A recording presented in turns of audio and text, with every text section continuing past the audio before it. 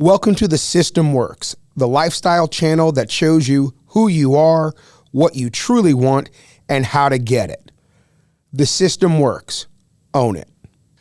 Welcome to an episode of The System Works. I'm your host, Ernest Phillips, and today's episode is a nice little hot topic. Why did DEI not work, and what will?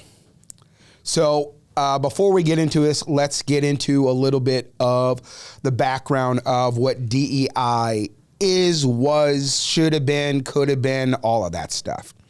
So DEI started off as a legal issue. It was designed to protect qualified candidates who were not being given the opportunity for employment.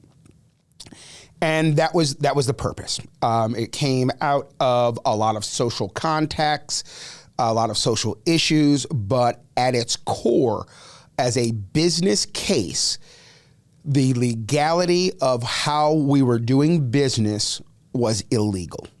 So the very first goal of DEI was to limit the legal risk of hiring practices. There were qualified people, they were not being selected, and the concept of meritocracy was not in place. Okay. The next phase of DEI became more of a social issue. And that was, we need to hire individuals that are representative of our communities, representative of our customers. And by doing that, companies were able to leverage that and build a public trust that says, we are like you. We have hired these individuals. They look like you. They act like you. You're one of us. We're one of you. And so the business case for DEI became how to increase profit by public credibility. Okay. Then DEI switched and morphed and grew, and it became a true business case. And the business case for DEI was diversified thought. If we hire a variety of different individuals, we will be able to have a diversified thought in the room of decision makers. What that will do is that will give us an opportunity to capitalize on a lot of different ideas coming in from different perspectives. And by doing that, we will increase our profits because we are capitalizing on our human capital. Now, here is where we went wrong with DEI. We kept keeping it as a social case. We kept focusing on the things that indicated difference. And there is a book, and it's a great book. It's called D&I Died by Desmond Adams.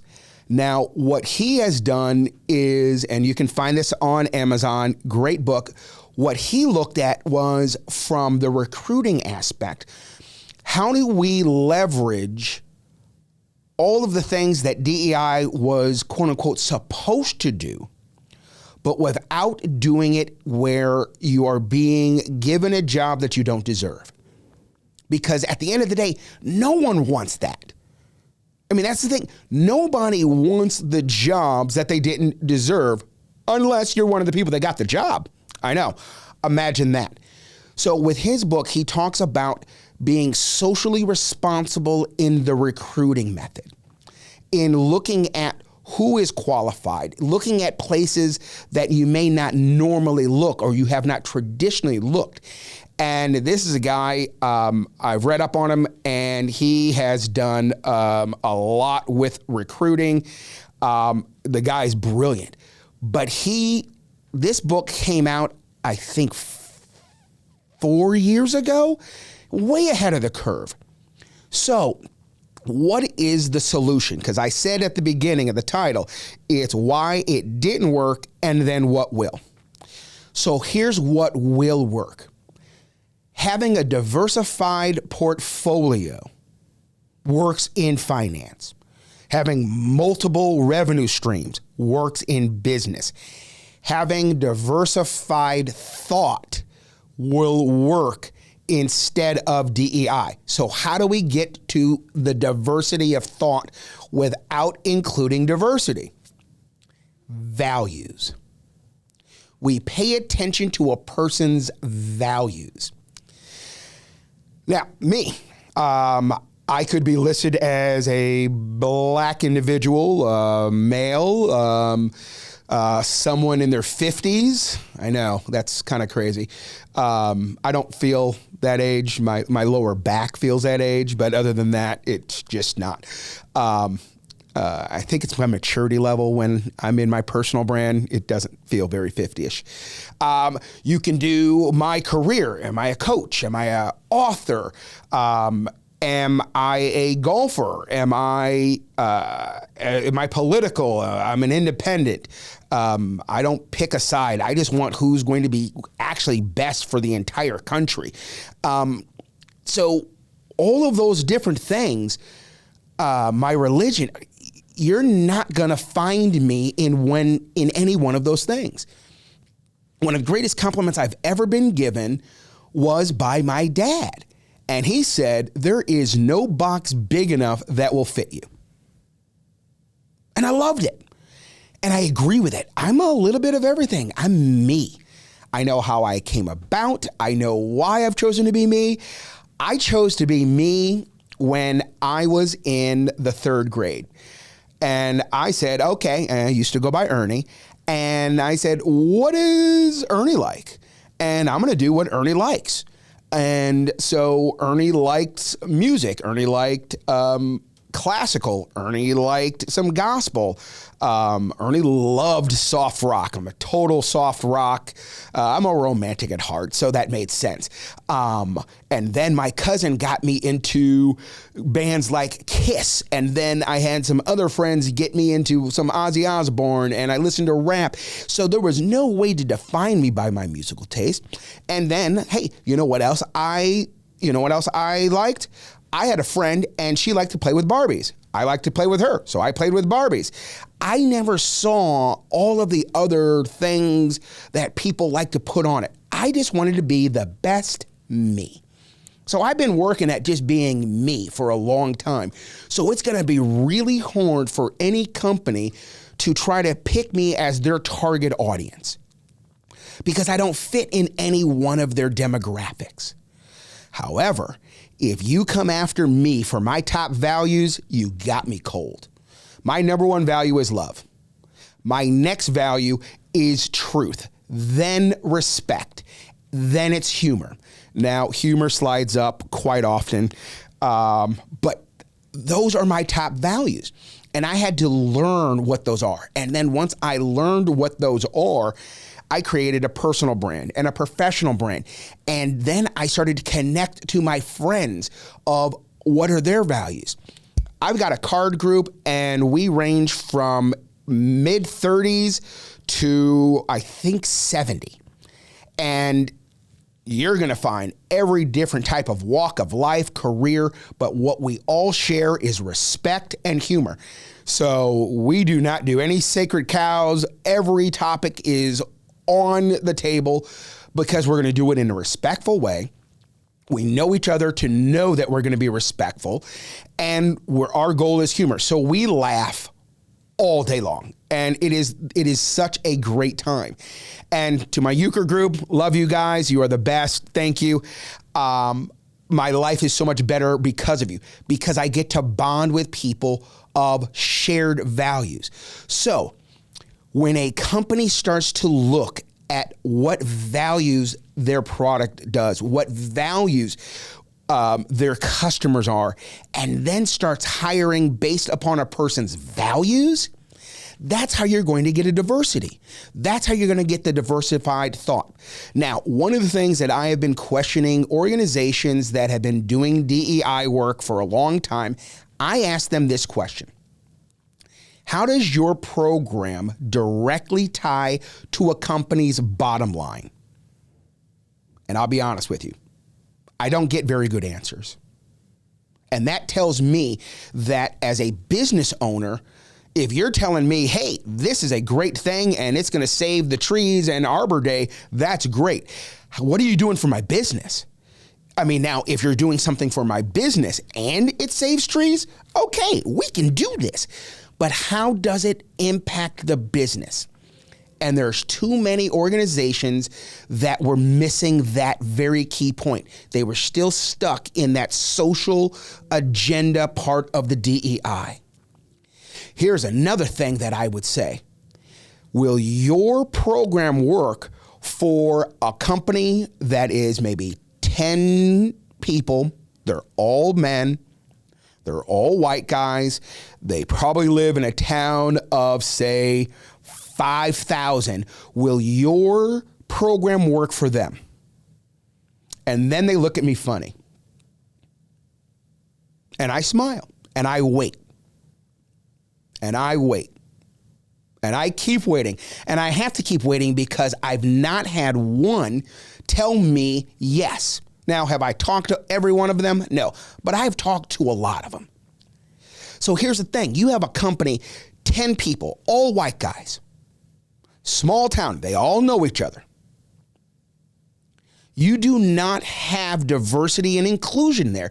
There's going to be a couple of them that they don't have the family name. They don't have the big name in town. So they feel like they're outcasts. There's another couple and they've just been doing differently. Maybe they moved away and came back. That's not always a good look in a small town. You left us. What are you doing?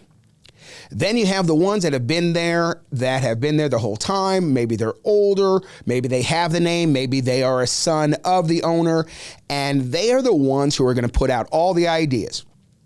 And they're going to use it. They're going to miss out on the other four because they don't feel included.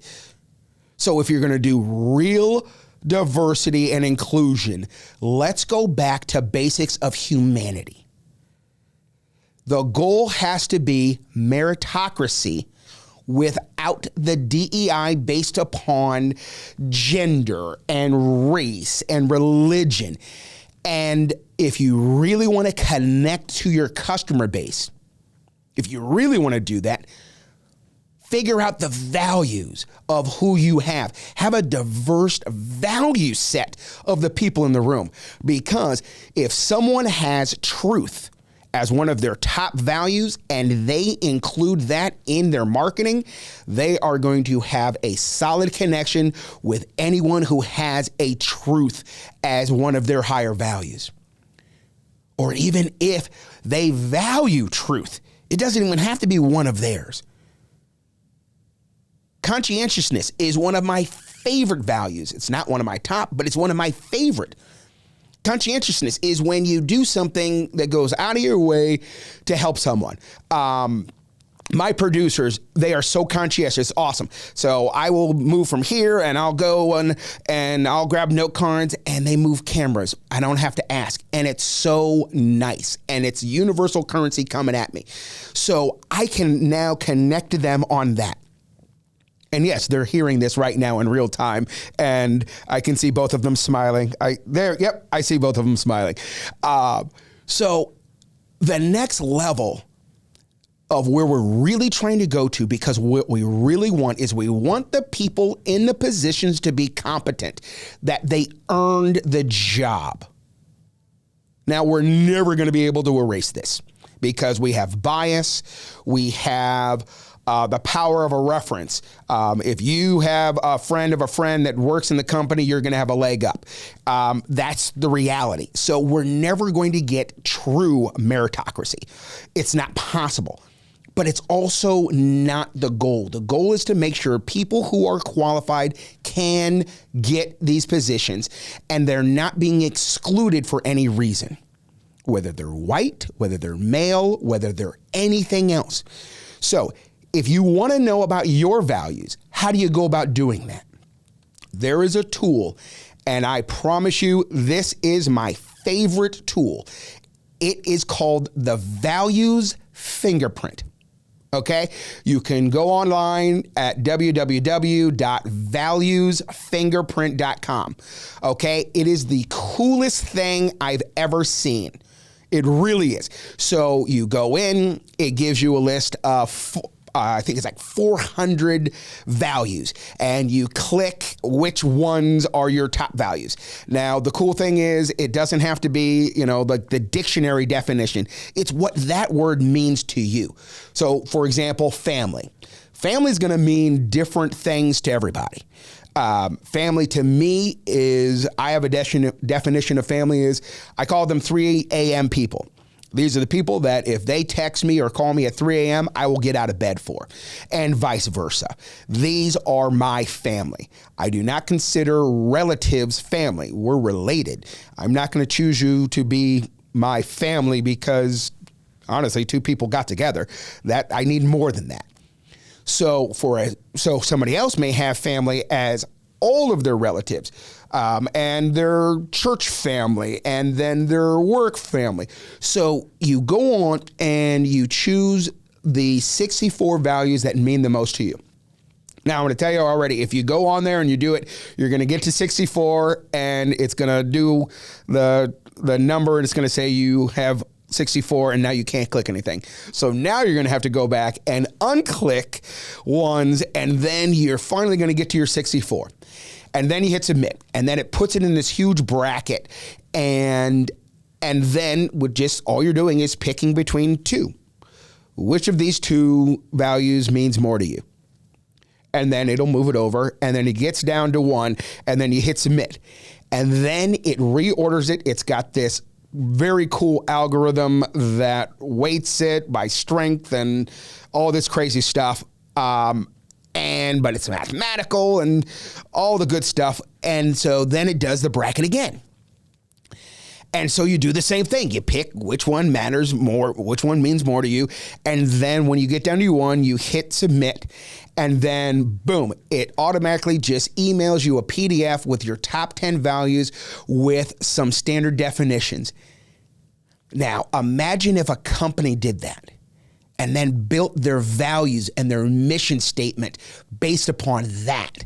And then they start choosing their marketing based upon their values. And they start hiring for their values. And they include this in their onboarding. And they know we need different values because we have a different set of team. Have you ever seen a basketball team and everybody is just all 7 foot? They're all centers? No, that would be silly. You need guards, you need forwards, you need people who do different things. If you are starting a business, you can't have everybody doing the same thing. My role is I do the talking, I'm part of the vision, I'm part of the creating, I'm part of the coaching. But if you need me to do a lot of the paperwork or the taxes or that stuff, I'm out, man. It's not going to work. The business will go under in maybe 3.2 seconds because those aren't my strengths. So let's start playing to our strengths, and those can be our values. And now we can put that out, and then a company can be intentional in both creativity, in their meritocracy, and they don't have to worry about all the other political and stuff, and they're legal, and they are going to be more productive. So I encourage you to go out there, check out the Values Fingerprint. It's super cool. You will learn about yourself. And I encourage any company that's out there, go on there, take a peek at that. See if you can figure out how to start hiring based upon what you value most. So again, this is Ernest Phillips. Loved having you guys today. Hit like, hit subscribe, watch the other videos, watch the other ones that talk about the value fingerprint and the personal branding and the professional branding. Those are great episodes. So I encourage you to go back and watch those, and we'll see you again.